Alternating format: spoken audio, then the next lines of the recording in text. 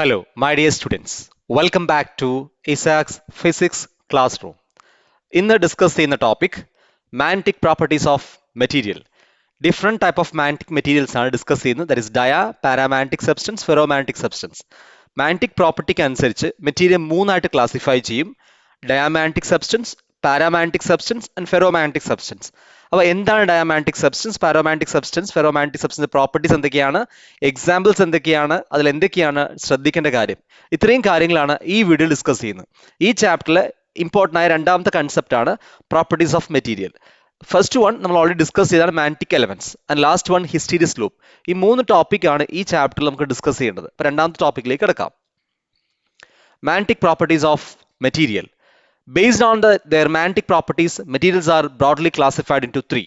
Magnetic properties അനുസരിച്ച് material മൂന്നായി തിരിക്കാം. Properties that is magnetic properties അനുസരിച്ച് മെറ്റീരിയൽ മൂന്നായി തിരിക്കാം: diamagnetic substance, paramagnetic substance and ferromagnetic substance. Diamagnetic substance. The substance which have the tendency to move from stronger to weaker part of the external magnetic field. അതാണ് diamagnetic substance. And paramagnetic substance, the substance which have the tendency to move from weaker to stronger part of the external magnetic field, they get weakly magnetized when they place in external field. And ferromagnetic substance, the substance which have the tendency to move from weaker to stronger part of the external magnetic field, they get strongly magnetized when placed in external magnetic field. അപ്പോൾ മൂന്ന് type of material നമ്മൾ discuss ചെയ്യുന്നത്. അപ്പോൾ ഇതിൽ ശ്രദ്ധിക്കേണ്ട ഒരു കാര്യം, നമ്മൾ ഇങ്ങനെ പഠിക്കുക: ഡയ, പാരാ, ഫെറോ. ഡയ എന്ന് പറയുന്നത് തല്ലിപ്പൊളിയാണ്. പാരാമാഗ്നറ്റിക് സബ്സ്റ്റൻസ് എന്ന് പറയുന്നത് കുഴപ്പമില്ല. Ferromagnetic substance good student. ഒരു സ്റ്റുഡൻസ് ആയിട്ട് കമ്പയർ ചെയ്യാം. നമ്മുടെ ക്ലാസ് സ്കൂളിൽ മൂന്ന് ടൈപ്പ് ഓഫ് സ്റ്റുഡൻസ് ആണ്. ഡയാമാഗ്നറ്റിക് സബ്സ്റ്റൻസ് എന്ന് പറയുന്നത് തല്ലിപ്പൊളി സ്റ്റുഡൻ്റ് ആണ്. പാരാമാഗ്നറ്റിക് സബ്സ്റ്റൻസ് പറഞ്ഞാൽ കുഴപ്പമില്ല. Ferromagnetic substance good student. അപ്പോൾ നമുക്ക് നോക്കാം, ഒരു നല്ല കുട്ടികളാകുമ്പോൾ എന്താ ശ്രദ്ധിക്കുക, നന്നാവാനെ നോക്കുക. അപ്പോൾ ഡയാമാഗ്നറ്റിക് സബ്സ്റ്റൻസ് തല്ലിപ്പൊളിയാന്ന് പറഞ്ഞു. അപ്പോൾ the substance which have the tendency to move from stronger to weaker part of the external field. അതായത് വീക്ക് ആവാനാണ് ശ്രമിച്ചുകൊണ്ടിരിക്കുക എപ്പോഴും. അത് external magnetic field diamagnetic substance വെച്ച് കഴിഞ്ഞാൽ ആ മാഗ്നറ്റിക് സബ്സ്റ്റൻസിന്റെ പ്രോപ്പർട്ടി എന്ത് കാണിക്കും? സ്ട്രോങ്ങർ എന്ന് വീക്കറിലേക്ക് മൂവ് ചെയ്യും. അതായത് അതിന് ഓപ്പോസിറ്റ് ആണ് മൂവ് ചെയ്യുക. ഓപ്പോസിറ്റ് മൂവ് ചെയ്യുക എന്ന് പറയുന്നത് അതിന് മാഗ്നറ്റിക് പ്രോപ്പർട്ടി നീ കുറയും. അതാണ് it move from stronger to weaker. അത് വീക്കർ ആവാൻ ശ്രമിച്ചുകൊണ്ടിരിക്കും. പക്ഷെ പാരാമാഗ്നറ്റിക് സബ്സ്റ്റൻസ് എന്താണ്?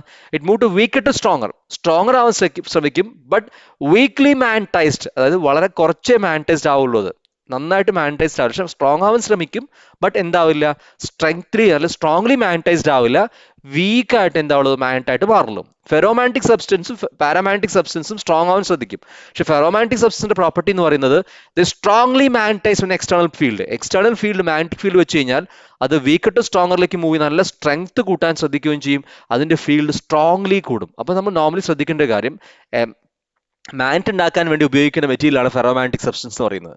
അപ്പോൾ ferromagnetic substance external magnetic field വെച്ച് കഴിഞ്ഞാൽ അത് വീക്കർ ടു സ്ട്രോങ്ങറിലേക്ക് പോകുന്നത് മാത്രമല്ല, സ്ട്രോങ്ലി മാഗ്നറ്റൈസ്ഡ് ആവുകയും ചെയ്യും.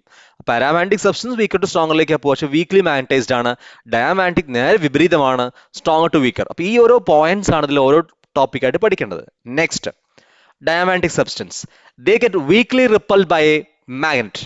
Paramagnetic substance, they get weakly attracted to a magnet, and ferromagnetic substance, they are strongly attracted to a magnet. അപ്പോൾ ഡയാമാഗ്നറ്റിക് സബ്സ്റ്റൻസ് നമ്മൾ പറഞ്ഞു സ്ട്രോങ് ടു വീക്കർ ആണ്, വീക്ക് ആവാൻ ശ്രദ്ധിക്കുക. അപ്പോൾ ടീച്ചേഴ്സിന് ഇഷ്ടപ്പെടില്ല, അപ്പോൾ എന്ത് ചെയ്യും, റിപ്പൽ, അവരെന്ത് ചെയ്യും, റിപ്പൽ ചെയ്യും. അവരെ ടീച്ചേഴ്സ് ഇഷ്ടപ്പെടില്ല, അതാണ് റിപ്പൽ, അങ്ങനെ ഓർത്ത് വെച്ചാൽ മതി.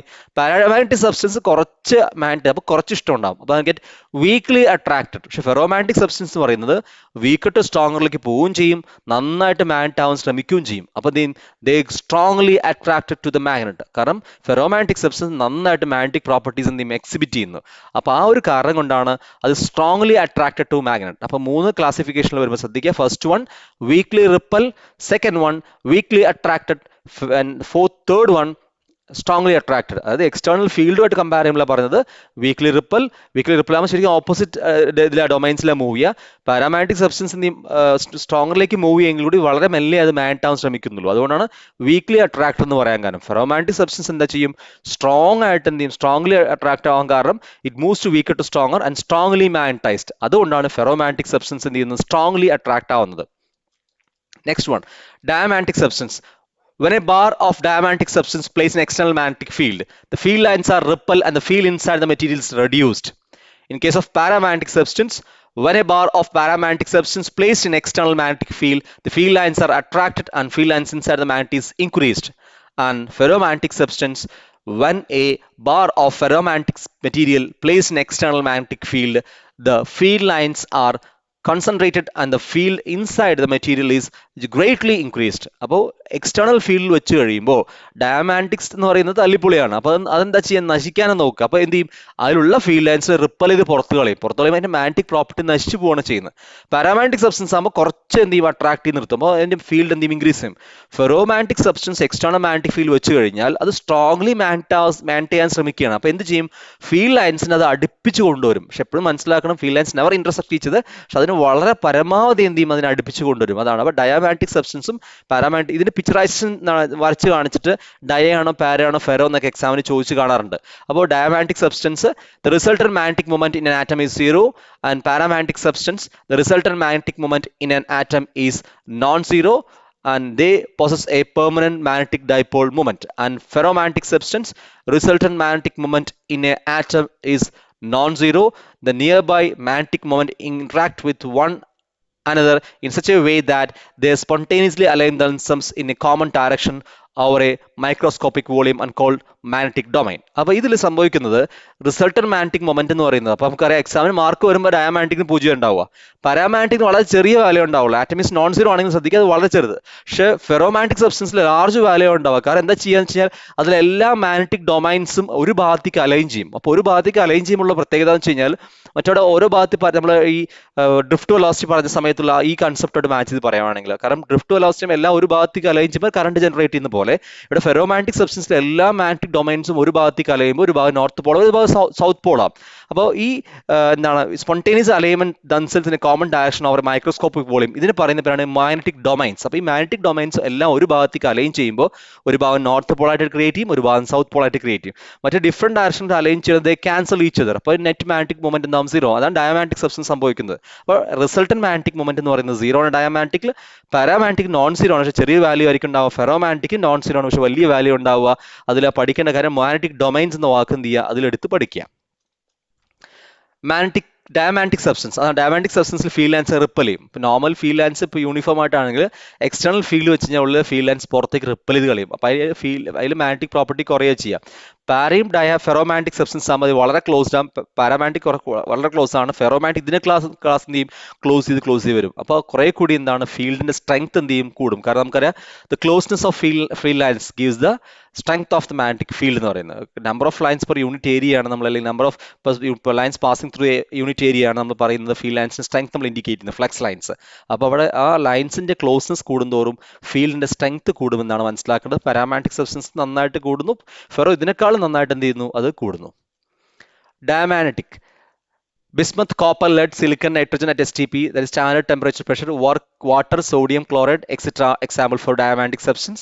And paramagnetic substance, aluminium, sodium, calcium, oxygen at STP, etc. And ferromagnetic substance, iron, steel, nickel, cobalt, alnico etcetera. അപ്പോൾ അതിൽ ഓർക്കേണ്ടത് ഇരുമ്പ്, iron, steel, nickel, cobalt, alnico ഒക്കെ മാഗ്നറ്റ് ഉണ്ടാക്കാൻ വേണ്ടി ഉപയോഗിക്കുന്ന മെറ്റീരിയൽ ആണ്. കാരണം അതാണ് എക്സ്റ്റേണൽ ഫീൽഡ് വെച്ച് കഴിഞ്ഞാൽ പെട്ടെന്ന് മാഗ്നറ്റായി മാറുന്ന സബ്സ്റ്റൻസ്. അതുകൊണ്ടാണ് അയണും സ്റ്റീലും നിക്കലൊക്കെ നമ്മൾ മാഗ്നറ്റ് ഉണ്ടാക്കാൻ വേണ്ടി, പെർമനന്റ് മാഗ്നറ്റ് ഉണ്ടാക്കാൻ വേണ്ടി ഉപയോഗിക്കുന്ന മെറ്റീരിയൽസ് ആണ് ഫെറോമാഗ്നറ്റിക് സബ്സ്റ്റൻസ് എന്ന് പറയുന്നത്. അപ്പോൾ these are the examples for dia and para and ferromagnetic substance. STP എന്ന് ഓർക്കണം, സ്റ്റാൻഡേർഡ് ടെമ്പറേച്ചർ പ്രഷർ ആണ് STP എന്നുകൊണ്ട് പറയുന്നത്. Magnetic intensity H and magnetisation M and magnetic susceptibility chi. അപ്പോൾ ഈ 3 ഫിസിക്കൽ ക്വാണ്ടിറ്റിയും ക്ലബ് ചെയ്യുന്ന ഇക്വേഷനാണ് നമ്മൾ പറയാൻ പോകുന്നത്. കാരണം ഫെറോമാഗ്നറ്റിന്റെ കൈ വാല്യൂ എന്താണ്, ഡയാമാഗ്നറ്റിക്കിന്റെ കൈ വാല്യൂ എന്താണ്, അതുതന്നെ പാരാമാഗ്നറ്റിക്കിന്റെ കൈ വാല്യൂ എന്താണെന്നൊക്കെ മാച്ച് ദ ഫോളോയിങ് പൊതുവെ വരാറുണ്ട്. അപ്പോൾ H എന്ന് പറഞ്ഞാൽ മാഗ്നറ്റിക് ഇന്റൻസിറ്റി, അതായത് എക്സ്റ്റേണൽ മാഗ്നറ്റിക് ഫീൽഡിന്റെ ഇന്റൻസിറ്റി H എന്ന് പറയുന്നത്. മാഗ്നറ്റൈസേഷൻ M എന്ന് പറഞ്ഞാൽ എത്രമാത്രം മാഗ്നറ്റ് ആവാനുള്ള കഴിവുണ്ട് എന്നാണ് ഉദ്ദേശിക്കുന്നത്. കാരണം നമുക്കറിയാം ഫെറോമാഗ്നറ്റിക് സബ്സ്റ്റൻസ് ആണ് നന്നായിട്ട് മാഗ്നറ്റ് ആവാനുള്ള കഴിവ്.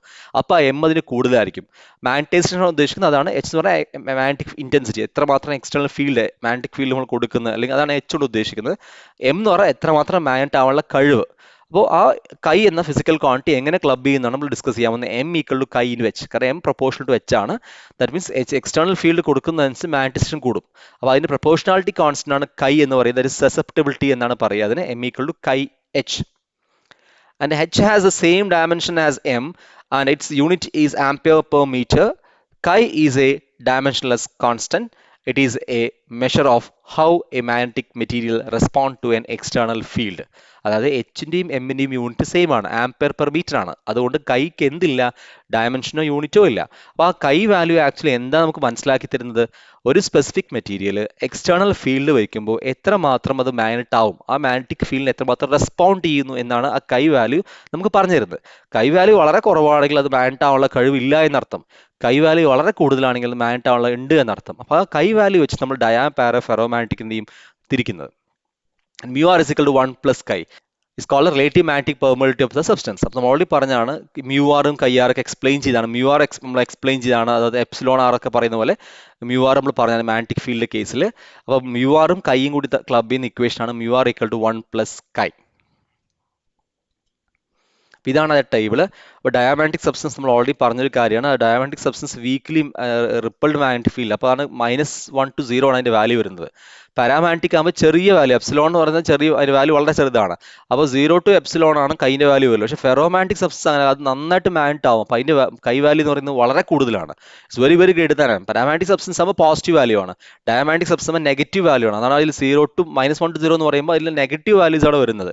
ഇവിടെ വരുന്ന പാരാമാഗ്നറ്റിക് സബ്സ്റ്റൻസ് ആകുമ്പോൾ എന്താണ്, സ്മോൾ പോസിറ്റീവ് വാല്യൂസ്. പക്ഷേ ഫെറോമാഗ്നറ്റിക് സബ്സ്റ്റൻസ് എന്തായിരിക്കും, ഗ്രേറ്റർ വലിയ വാല്യൂ ആയിരിക്കും. അപ്പോൾ നമുക്ക് കൈ എന്ന് അറിയാം, mu r എന്ന് പറഞ്ഞാൽ 1 plus chi ആണ്. -1 plus 1 എന്ന് പറയുന്നത് 0 ആവും, 0 plus 1 1. അങ്ങനെയാണ് ആ ലിമിറ്റ് നമുക്ക് കിട്ടുന്നത്. കാരണം തൊട്ട് മുന്നേ സ്ലൈഡിൽ നമ്മൾ പഠിച്ചാണ് mu r equal 1 plus chi. അപ്പോൾ കൈ കിട്ടിക്കഴിഞ്ഞാൽ mu r കാണാൻ വേണ്ടി നമ്മൾ എന്ത് ചെയ്യും, അതിന് chi plus 1 ചെയ്താൽ മതി. അതുകൊണ്ടാണ് -1 plus 1 0 കിട്ടി, 0 plus 1 1. അതേപോലെ 0 plus 1 1 കിട്ടി, epsilon plus 1 1 plus epsilon.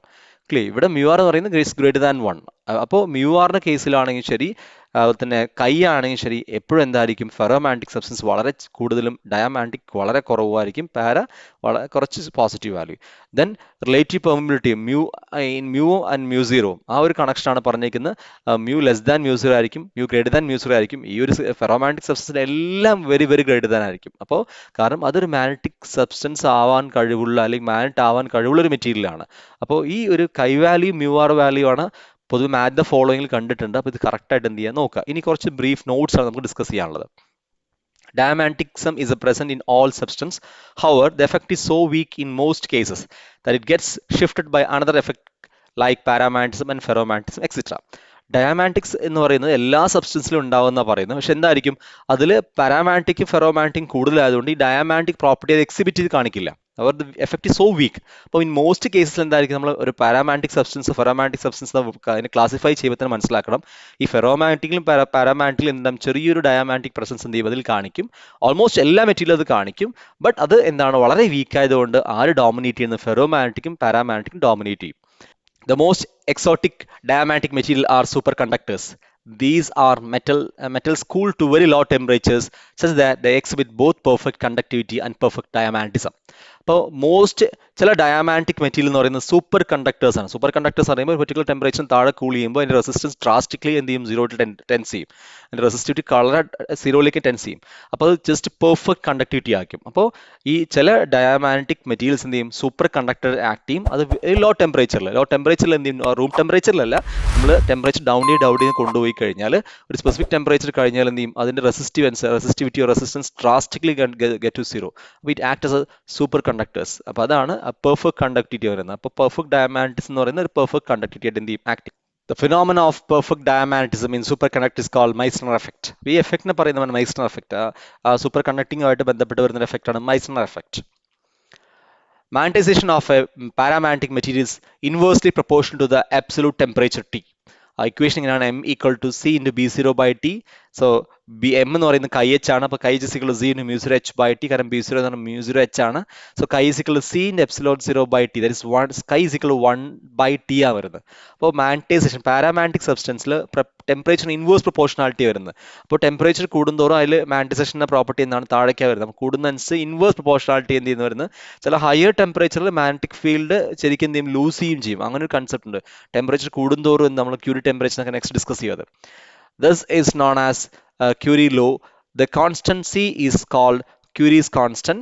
So for a paramagnetic material, both chi and mu r depend not only on the material but also on the absolute temperature. അപ്പോൾ ഈ equation പറയുന്നത് ആ മെറ്റീരിയലിനെ മാത്രമല്ല ഡിപ്പെൻഡ് ചെയ്യുന്നത്, ടെമ്പറേച്ചറും ഡിപ്പെൻഡ് ചെയ്യും. നമ്മൾ ആ മാഗ്നറ്റിക് സബ്സ്റ്റൻസ് ഭൂമിയുടെ മാഗ്നറ്റിക് ഫീൽഡ് എങ്ങനെ ഉണ്ടായെന്ന് കേസ് ഡിസ്കസ് ചെയ്യുമ്പോൾ ഒരു കേസ് പറഞ്ഞാണ് ടെമ്പറേച്ചർ കൂടുന്തോറും മാഗ്നറ്റിക് ഫീൽഡിന്റെ പ്രോപ്പർട്ടി നശിക്കുന്നത്. അപ്പോൾ ഇത് പാരാമാഗ്നറ്റിക് സബ്സ്റ്റൻസ്. അപ്പോൾ ഇത് നോട്ട്സ് ആയിട്ടാണ് എക്സ്പ്ലെയിൻ ചെയ്യേണ്ടത്. അപ്പോൾ ഇത് ക്വസ്റ്റൻ ആയിട്ടുള്ള വരെ ജസ്റ്റ് ഫോർ അണ്ടർസ്റ്റാൻഡിംഗിൽ അത് പഠിച്ചു വെച്ചാൽ മാത്രം മതി.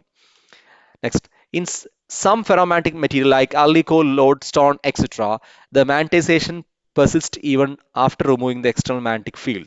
Such materials are called hard ferromagnetic substances. അപ്പോൾ ചില മെറ്റീരിയൽ അൽനിക്കോലൊക്കെ നമ്മൾ എക്സ്റ്റേണൽ ഫീൽഡിൽ നിന്ന് മാറ്റിയാൽ അടക്കം എന്ത് ചെയ്യും, അതിൽ ഇൻബിൽഡ് ആയിട്ടൊരു മാഗ്നറ്റിക് പ്രോപ്പർട്ടി കാണിച്ചുകൊണ്ടിരിക്കും. അപ്പോൾ അതൊക്കെയാണ് ഹാർഡ് ഫെറോമാഗ്നറ്റ്സ് എന്ന് പറയുന്നത്.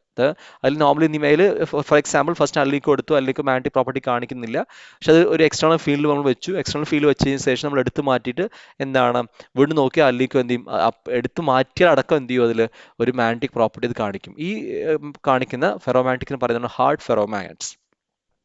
In some ferromagnetic materials like iron, cobalt, nickel, etc., this magnetization disappears on removing the external magnetic field. Such materials are called soft ferromagnetic substances. അതായത് ഹാർഡ് ഫെറോമാഗ്നറ്റ് എന്നാൽ വിപരീതമായിട്ട്, അതായത് എന്ത് ചെയ്യും, ഒരുപാട് സമയം നമ്മൾ ഫീൽഡിൽ വെച്ച് ഫീൽഡ് ലൈൻസ് എടുത്ത് മാറ്റി കഴിഞ്ഞപ്പോൾ കുറച്ച് കഴിയുമ്പോൾ എന്ത് ചെയ്യും, അതിന് ഫീൽഡ് ലൈൻസ് നശിച്ചു പോകും.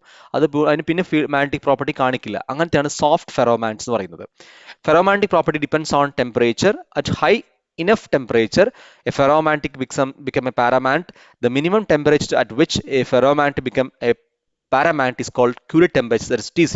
അപ്പോൾ ഫെറോമാഗ്നറ്റിക് സബ്സ്റ്റൻസ് ടെമ്പറേച്ചർ കൂടുന്തോറും അത് എന്തിലേക്ക് മാറും, പാരയിലേക്ക് മാറും. പാരയിലേക്ക് മാറുന്ന അതിന് മാഗ്നറ്റിക് പ്രോപ്പർട്ടി കുറയാൻ നടത്തും. അപ്പോൾ ഈ മിനിമം ടെമ്പറേച്ചർ ഏത് ടെമ്പറേച്ചറിലാണോ, ആ മിനിമം ടെമ്പറേച്ചറിൽ ഏത് ടെമ്പറേച്ചറിലാണോ ഫെറോമാഗ്നറ്റ് പാരാമാഗ്നറ്റിക് ആയിട്ട് മാറുന്നത്, അതിന് പറയുന്ന പേരാണ് Curie temperature, that is TC. അപ്പോൾ ഇത്രയാണ് ഡയാ പാരാ ഫെറോമാഗ്നറ്റിക് സബ്സ്റ്റൻസിൽ.